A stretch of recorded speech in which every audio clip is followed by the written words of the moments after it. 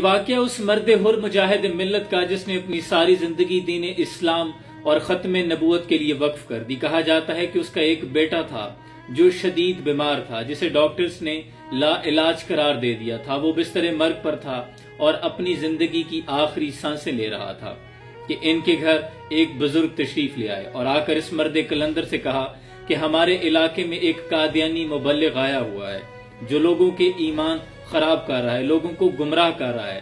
آپ کی ضرورت ہے، آپ میرے ساتھ چلیے۔ اس مرد کلندر نے اپنے بیٹے کی طبیعت نہیں دیکھی اور فوراً چند کتابیں اٹھائی اور کہا جلدی چلو۔ اس کے بیٹے نے اور بیوی نے کہا کہ بابا رک جائیں، مت جائیں، میں اپنی زندگی کی آخری سانسیں لے رہا ہوں، مجھے آپ کی ضرورت ہے۔ تو اس مرد حر نے، مرد کلندر نے مضبوط لہجے میں فرمایا، بیٹا میں محمد صلی اللہ علیہ وآلہ وسلم کی خاطر، ان کی عزت و ناموس کی خاطر دین اسلام کے لیے جا رہا ہوں۔ میرا ایمان ہے انشاءاللہ کل حوض کوثر پر تم سے ملاقات ہو جائے گی۔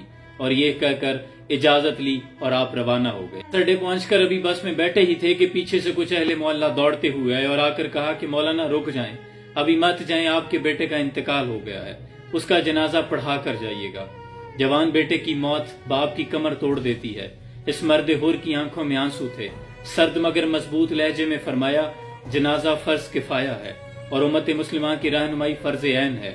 میں فرض عین کو چھوڑ کر فرض کفایہ کے لیے نہیں جا سکتا۔ یہ کہہ کر اپنے سفر کا آغاز کیا۔ اس علاقے میں پہنچے، اللہ نے فتح سے سرفراز فرمایا۔ وہ قادیانی مبلغ شکست خوردہ ہو کر وہاں سے بھاگ نکلا۔ اس علاقے کی فضا تاجدار ختم نبوت کے نعروں سے گونج اٹھی۔ اس مرد حر مجاہد ملت کو آج دنیا حضرت مولانا غلام غوث ہزاروی رحمت اللہ علیہ کے نام سے جانتی ہے۔ تیغ بہر عزت دین است و بست، مقصد و حفظ و عین است و بست۔ حضرت اقبال کہتے ہیں، امام علی مقام جو تلوار کربلا میں لے کر گئے تھے، وہ اقتدار کے لیے نہیں، وہ دین کی سربلندی کے لیے تھی۔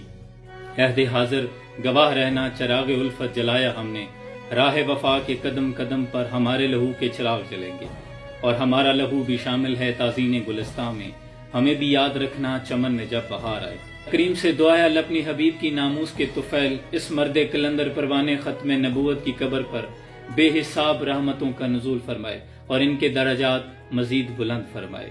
کہ محمد سے وفاتوں نے تو ہم تیرے ہیں، جہان چیز ہے کیا لوح و قلم تیرے ہیں۔